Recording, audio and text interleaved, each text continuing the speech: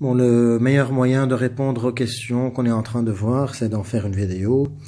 Je peux vous dire que dans ce message, il y a deux points qui ont été soulevés. Le premier étant comment trouver les coordonnées d'un point, et le deuxième, c'est comment prouver que des points, ou surtout 3 points, sont alignés.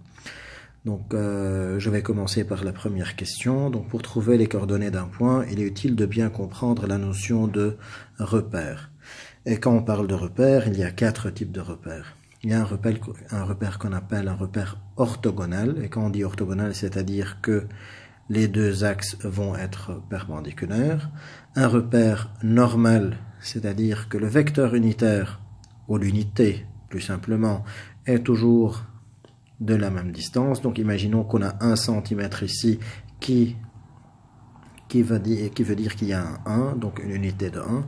On va aussi avoir 1 cm là. Par opposition, on peut avoir un vecteur qui est non normal. Et quand on dit non normal, c'est-à-dire que le 1 va peut-être être toute cette distance, et non plus ça, tandis que l'autre, c'est seulement 1 cm. Bref, donc c'est-à-dire que les unités sont différentes. Donc on peut dire qu'un vecteur est orthonormal. Vous voyez bien que c'est la combinaison des deux types. Donc il est en même temps orthogonal, donc les axes sont perpendiculaires, et en même temps on va avoir la même unité, la même distance pour l'unité. Alors, la difficulté va surtout se présenter quand c'est non orthogonal et non normal. Donc c'est-à-dire il n'y a même pas des axes perpendiculaires, et en plus ils ont une autre norme, de différentes normes. Alors pour commencer, on va faire un tout petit rappel par rapport à ce qui a été vu dans des classes précédentes, surtout première, deuxième, secondaire. Comment faire alors pour découvrir les coordonnées d'un point dans un repère orthonormal? Voilà, on va dire que ça représente le 1. Pour trouver le A, on a l'habitude de faire une perpendiculaire sur l'axe des X, l'axe des abscisses, parce qu'on disait on allait trouver d'abord la rue, et puis monter à l'étage, c'est ce qu'on disait en première secondaire, donc 2, 3, 4, et puis monter à l'étage, c'est-à-dire l'étage 2. Donc c'est comme si on faisait on projetait orthogonalement le point A pour pouvoir lire ce 4, et on le fait aussi sur l'axe des Y, pour trouver le 2. Donc ceci dit, si on est en train de le projeter orthogonalement, c'est justement qu'on est en train de faire une parallèle à cet axe. Et comme on sait déjà que si on a deux droites qui sont perpendiculaires à une même troisième, elles seront parallèles entre elles, voilà, c'est la raison. Donc on va faire ça rapidement pour le B. Je projette orthogonalement, c'est-à-dire parallèlement à l'axe des Y, je vais dire 5, 6, 7, 8, 9. Donc je vais avoir le 9. Puis on va monter au 3e étage, donc 3. Même chose pour le C, on va le faire rapidement, donc 2, et puis 1, 2, 3, 4, 5, 6, 2, 6. Le D, là on est du côté gauche, donc on va voir un moins 1, et puis un 3. Le E, on va voir un 1, mais comme on est en train de descendre, donc c'est un moins 2. Et pour le F, c'est un moins 2, moins 1. Vous pouvez poser la vidéo pour revoir ça plus lentement. Maintenant, on va s'inspirer de ce qu'on vient d'expliquer pour pouvoir trouver les coordonnées de tous ces points. Mais là, pour faciliter un peu la lecture, on va dire que le 1 est là. Donc le vecteur unitaire, c'est ça. On peut l'appeler un vecteur unitaire I. Vous pouvez voir ça. Ou un vecteur unitaire J. Donc ça désigne l'unité. Aussi, on peut parler d'un repère qu'on va appeler O, I, J. O étant l'origine, I étant le point de l'abscisse, J qui va nous donner le point des ordonnées. Bon. On va commencer à travailler. Comment faire? Donc si on essaye de nous inspirer de ce qu'on faisait avant c'était une perpendiculaire. Mais là, on ne peut pas faire une perpendiculaire parce que les axes ne le sont pas. C'est un repère qui n'est pas orthogonal. Donc pour faire ce travail, on va plutôt faire une parallèle à l'axe des Y. En faisant une parallèle à l'axe des Y, on va voir qu'elle va le toucher à ce niveau-là. Je vais voir le vecteur unitaire, le 1 est là, donc on va voir 1, 2 et puis 3.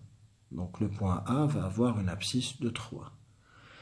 Maintenant, on va faire la même chose, mais cette fois-ci, c'est pour pouvoir trouver son ordonnée. Donc je vais faire une parallèle à l'axe des abscisses.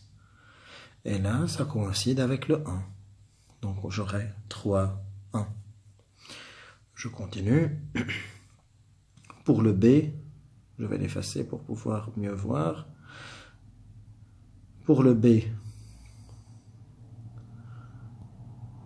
voilà. J'ai effacé le point B. Ok, le point B est là. Donc toujours le même principe. Je vais faire un axe ou une droite parallèle à l'axe des Y qui va toucher mon axe ici. Et puis une parallèle à l'axe des abscisses et qui va le toucher là.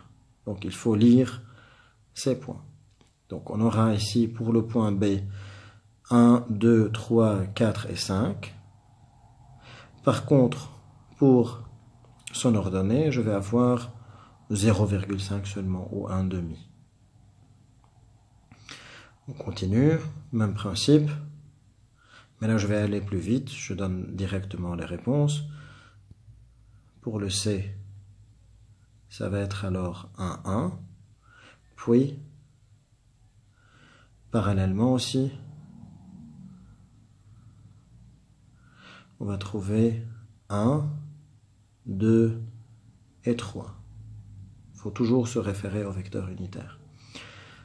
Maintenant, comme on est en train de faire le D, il n'y a rien qui change.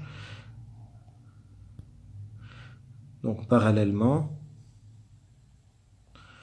et puis parallèlement,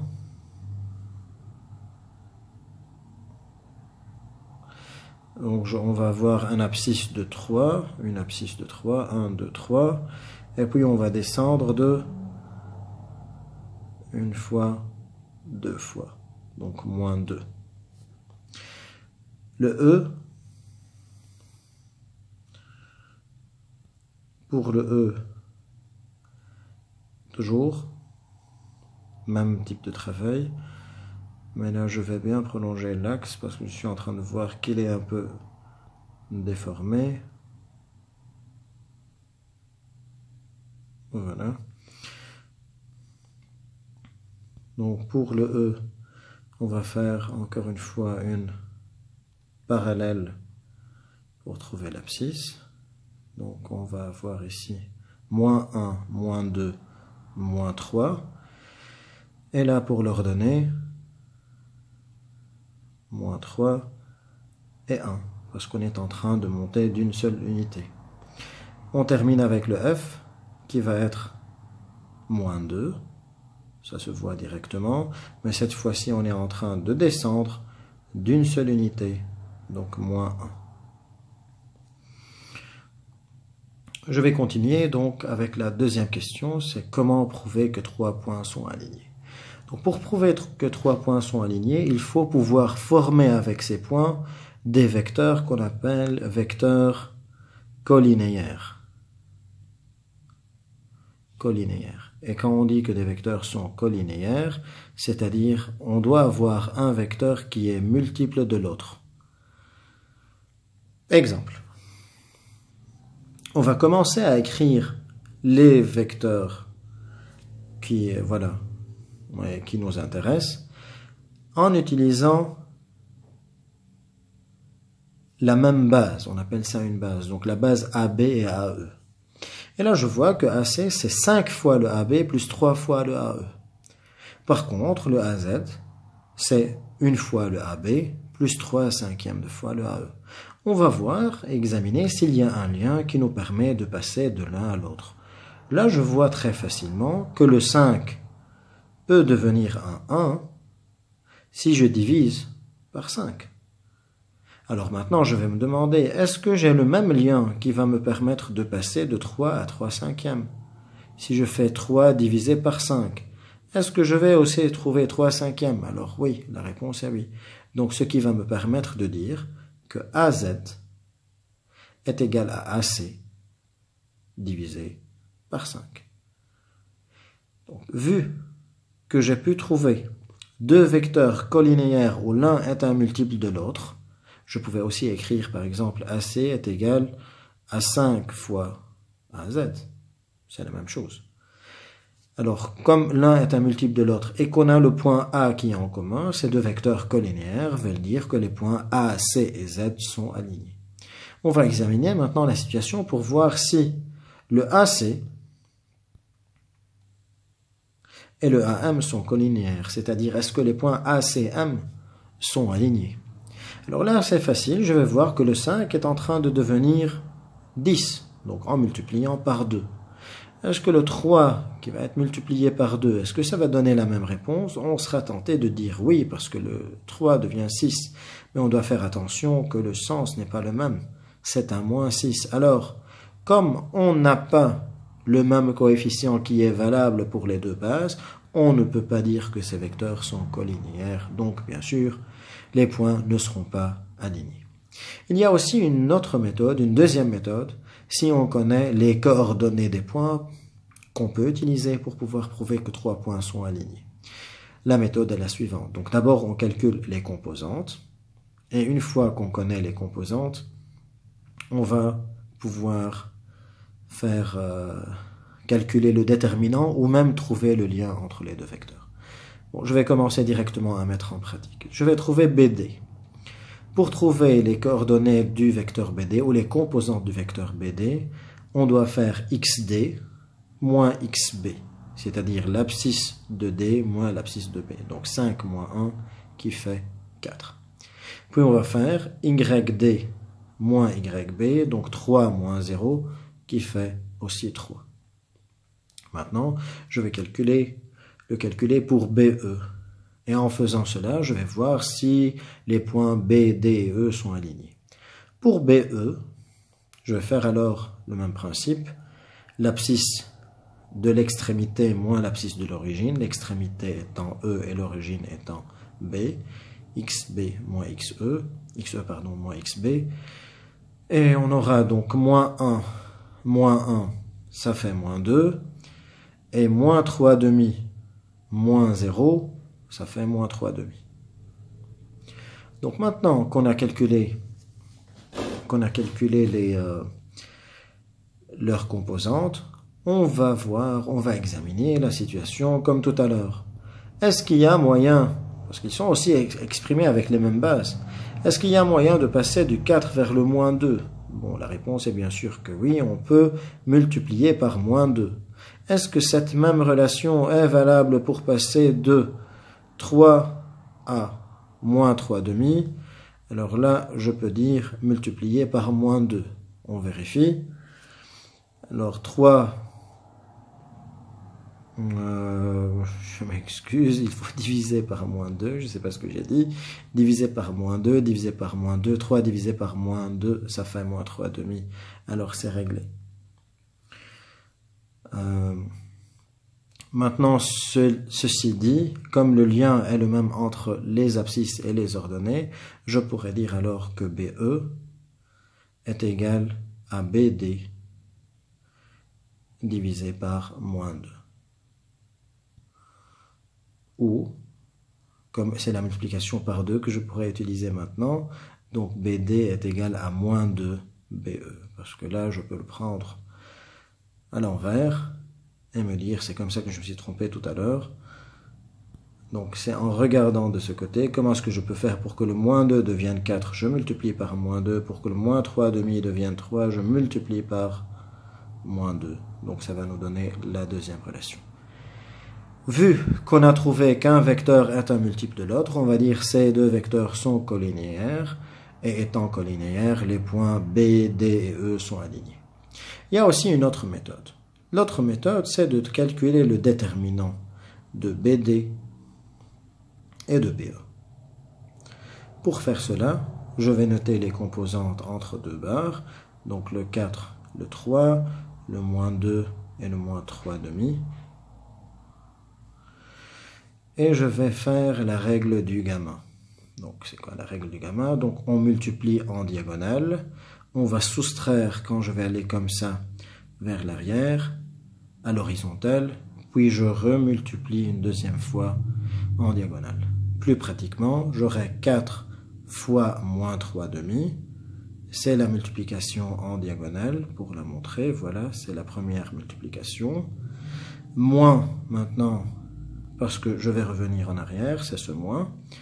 Puis je multiplie encore une fois en diagonale 3 fois moins 2. Si je trouve que le déterminant est égal à 0, c'est que les vecteurs sont aussi collinéaires. On va faire le calcul. 4 fois moins 3 demi, je peux simplifier le 4 et le 2, ce qui reste, c'est un 2. 2 fois moins 3, ça fait moins 6. Et moins 3 fois moins 2, moins fois moins, ça fait plus. 3 fois 2, 6. On aura moins 6 plus 6, ça fait 0. Alors, comme le déterminant est nul, on peut dire que les vecteurs BD et BE sont collinéaires. Donc, B, D, E sont alignés. Donc, je termine encore une dernière fois en vous disant, donc quand vous allez avoir une question, comment prouver que 3 points sont alignés, il faut, pour répondre à cette question, il faut créer des vecteurs avec ces 3 points, calculer leurs composantes, trouver leur déterminant, ou les exprimer avec une même base, comme cet exercice ici, et voir s'il y a un lien qui nous permet de passer de l'un à l'autre pour prouver que l'un est un multiple de l'autre. Pour la première question, donc je pense qu'elle est un peu plus facile à voir, en sachant qu'il faut faire attention s'il y a des vecteurs perpendiculaires ou pas, parce que quand les vecteurs ne sont pas perpendiculaires, ce n'est plus tout simplement des projections orthogonales qu'il faut faire, mais utiliser la notion du parallélisme pour trouver les coordonnées demandées. Voilà. Donc, étudiez bien et bonne chance.